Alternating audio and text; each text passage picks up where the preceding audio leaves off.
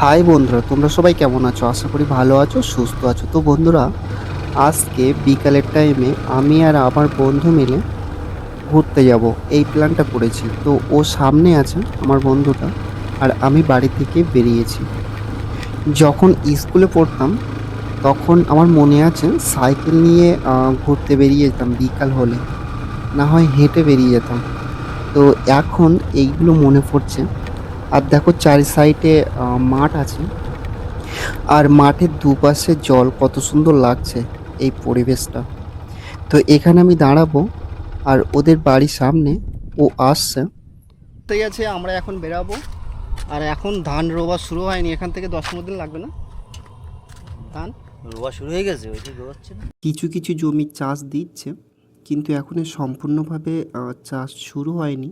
কারণ বর্ষার জন্যে পাতা ভালোভাবে এখনো শক্ত হয়নি, নরম আছে। কিছুদিনের মধ্যে সব চাষ পড়ে যাবে। এখন পুরো মাঠে জল ভর্তি। তো চলো আজকে তোমাদেরকে দেখাবো আমরা যেখানে যেখানে ঘুরতে যাব। তো কোথায় যাবি তাই বল? বাজারের দিকে যাবি না কোথায় যাবি? বাজারে গিয়ে কি করবি? তাহলে কোন দিকে যাবি?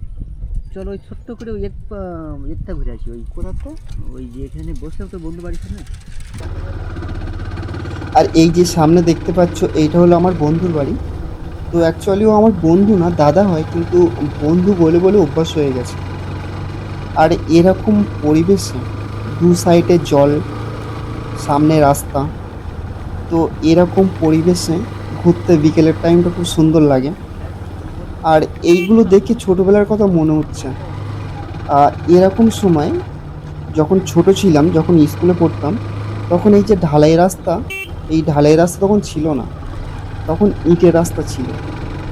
তো আমার মনে আছে যখন ইটের রাস্তা ছিল, স্কুল থেকে এসে কাঁচের যে মার্বেল পাওয়া যায়, গুলি, ওই গুলি খেলতাম।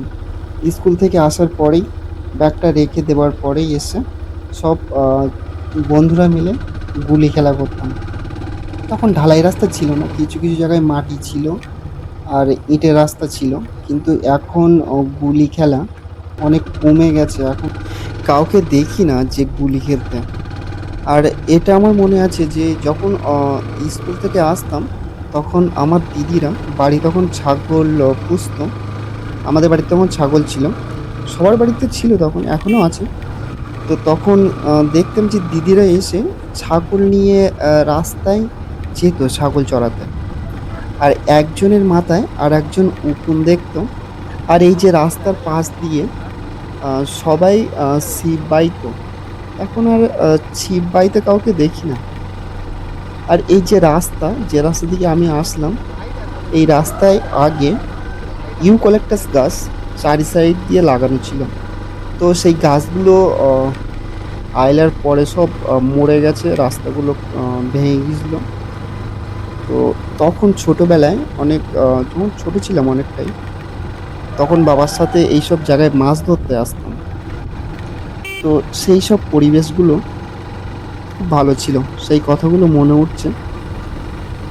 তো যাই হোক, তোমাদের এরকম সময় তোমরা যখন ছোট ছিলে তখন তোমরা কি খেলা করতে? আমরা গুলি খেলতাম, আমি গুলি খেলতাম, আমাদের পাড়ার ছেলেপেলেরা সবাই গুলি খেলতাম। তারপরে যে লটারি হয়, লটারি, যে ডিয়ার লটারি, ওই লটারিগুলো এক্সপায়ার হয়ে যায়। ওই লটারিগুলো যখন বাদ দিত, ওই লটারিগুলো 5 টাকায় 10 টাকায় কিনে নিয়ে আসতাম। তো সেই লটারি খেলা খেলা করতাম। তোমার খোলা খেলা যারে বলে, খোলাটা গোল করে কেটে নিয়ে খোলার পরে খোলা মারলে লটারি দেওয়া নেওয়া হতো। তো এইসব খেলা করতাম এরকম সময়। কিন্তু এখন সেরকম খেলা কেউ খেলে না। তো এইটা খুব মিস করি। তো তোমরা জানিও যে তোমরা যখন ছোট ছিলে তখন কি খেলা করতে। তারপরে এরকম সময় সবাই পাতা ঝুমঝুম খেলতো, মেয়েরা। তারপরে সেই ছক ছক ঘর কেটে একটা খোলা দিয়ে কি একটা খেলা করতো। তারপরে আহ, আয় আমার কাঁঠাল, ওটা কি একটা খেলা বলে, আমার মনে নেই, ভুলে গেছি। তো ওই খেলাটা করতো। তো এখন রাস্তা দিয়ে যাচ্ছি, কিন্তু কাউকে দেখতে পাচ্ছি না যে কোনো কেউ খেলা করছে। এখন সবাই বাড়ি আছে, বাড়ি সবাই রিলস দেখছে, না হয় ফোন দেখছে, এইগুলোই করছে। কারণ যুগ হিসাবে এরকমটাই চলছে। তো এটা তো মেনে নিতে হবে। কিন্তু আহ, যে স্মৃতিগুলো, পুরনো স্মৃতি, সেগুলো তো সেগুলো তো ভোলার মতো না। তো সেই জন্যে তোমাদের সাথে শেয়ার করছি।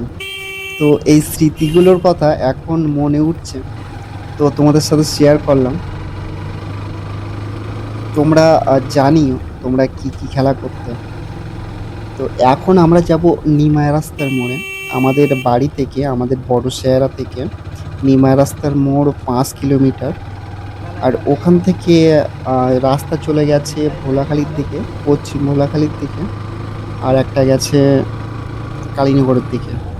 তো আমরা ফার্স্টে ওখানে যাব, ওখান থেকে ব্যাক করে আবার ভোলাখালী যাব। আর এই যে দেখতে পাচ্ছ, এটা হলো সামনে স্কুল, 8 পর্যন্ত। এটা সাধারণত কেরান ঠাকুরের স্কুল নামে পরিচিত, তো আমি ঠিকঠাক বলতে পারছি না। আর এই যে রাস্তাটা ডান সাইডে গেছে, এইটা ছোট সায়রা বাজারে গেছে। আর এই রাস্তাটা সোজা গেছে নিমাইয়ের মোড়, ওখান থেকে পশ্চিম ভোলাখালী, কালীনগরে, এই দুই দিকেই যাওয়া যায়। এখন গ্রামের পরিবেশ পুরো চেঞ্জ হয়ে গেছে, আগামী দিনে আরও হবে। কারণ চায়না 2050-ই চলছে। একটাবার ভেবে দেখো, চায়না 2050-ই চলছে, এতটা ডেভেলপ চায়না করে ফেলেছে। আর আমাদের ইন্ডিয়া 2026-এ চলছে। মানে 24-25 বছর পিছিয়ে আছে চায়নার থেকে। কারণ ওখানে এমন কিছু নেই যে তৈরি হয় না। আর এই যে বাঁ সাইড দিয়ে যে রাস্তাটা গেছে, ওই রাস্তাটা গেছে ভোলাখালীতে। এটা ভোলাখালী বলে, আর সামনে যেটা পড়ে সেটা হলো পশ্চিম ভোলাখালী। তো আমরা এখন যাচ্ছি নিউ রাস্তার মোড়ে, ব্যাক করে এসে যাব ভোলাখালীতে। তো তোমাদের আমি ভোলাখালীটাও দেখাবো। আর এটা হলো নিমাই রাস্তার মোড়ে যাওয়ার রাস্তা। তো যেটা বলছিলাম, চায়না 2050-ই চলছে, আর আমাদের ইন্ডিয়া 2026-এ চলছে। টেকনোলজির দিক দিয়ে এতটা এগিয়ে গেছে যে আমাদের হাতে যে ফোনগুলো আছে সব চায়না থেকেই আসে। কারণ ইন্ডিয়ান যে ফোনগুলো সেরকমভাবে চলে না, সব চায়নারই ফোন। তো চায়না এতটা ডেভেলপ করে গেছে, তো আমরা যদি ডেভেলপ না করতে পারি, আমরা যদি পিছিয়ে থাকি, তাহলে তো চলবে না, না? আমাদের এখানে এখনও গাড়িতে ড্রাইভার আছে, গাড়ি চালায় ড্রাইভারে। কিন্তু চায়নাতে ড্রাইভার ছাড়াই গাড়ি চলে।